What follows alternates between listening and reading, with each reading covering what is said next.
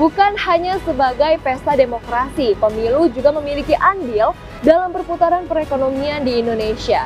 Banyak pelaku-pelaku usaha yang menunggu-nunggu nih momen-momen saat pemilu, terlebih saat hasilnya diumumkan.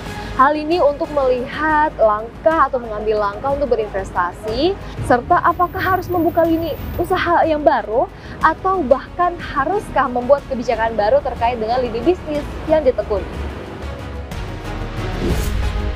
Di pemilu, ini efeknya gitu ya, menggelorakan konsumsi hanya di level 40% income yang paling bawah. Sementara kontribusi mereka terhadap keseluruhan konsumsi itu antara 15-17%. Artinya tidak terlalu signifikan. Meskipun tadi ya, ada pemilu, terus kemudian dibantu gaji ke-13, PNS kan ya bukan kelompok yang menengah ke atas. Mereka lebih ke menengah dan menengah ke bawah, gitu kan. Terus kemudian ada bansos, ya, BLT, dan seterusnya. Tapi ekonomi tumbuh, tetapi tidak terlalu signifikan. Karena apa? Kontribusi yang masyarakat yang memang terkena dampak atau terkena aktivitas ekonomi paling signifikan pada saat pemilu, yaitu 40% income paling bawah, ini memang cukup signifikan untuk mereka, tetapi tidak terlalu kontributif terhadap perekonomian. Karena apa? Tadi saya bilang, yang 20% paling atas ini menahan uangnya. Kenapa? Karena waktu itu 2019 juga persepsi risiko politiknya cukup besar, sehingga mereka cenderung menahan. Karena melihat dari environment untuk spendingnya itu tidak terlalu signifikan.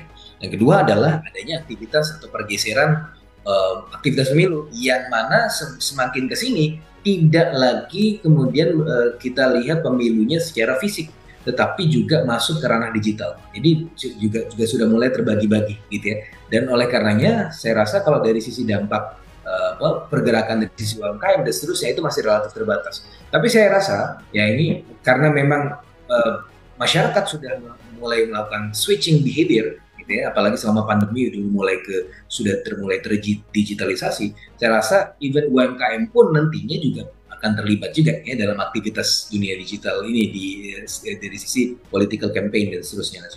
Biar bagaimanapun ya spending dari pemerintah itu tentu akan berdampak ya, baik itu dari sisi konsumsi, investasi, dan lain-lain.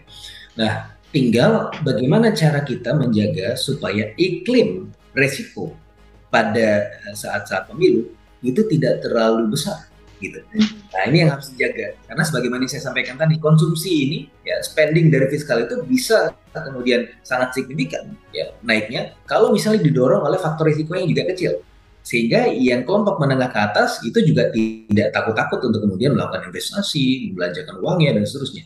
Nah, kalau misalnya kita bisa menjaga ya faktor risikonya itu tetap kecil, maka saya rasa ini dampak penggandanya untuk ekonomi juga akan besar. Berkaca pada tahun pemilu sebelumnya pada tahun 2019, 6 perusahaan cetak surat suara kedapatan durian runtuh.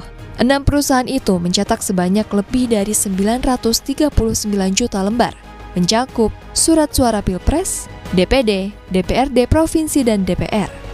6 perusahaan tersebut berasal dari Jakarta, Jawa Timur, dan Sulawesi Selatan dengan total anggaran sebesar 603,34 miliar rupiah. KPU juga mempercayakan PT Pos Indonesia Persero untuk menyalurkan logistik pemilihan umum untuk 2019 dan juga 2014. Pengelolaan logistik untuk pemilu bukan hanya untuk dalam negeri, melainkan juga luar negeri. Anggaran untuk logistik ini diperkirakan mencapai 700 miliar rupiah.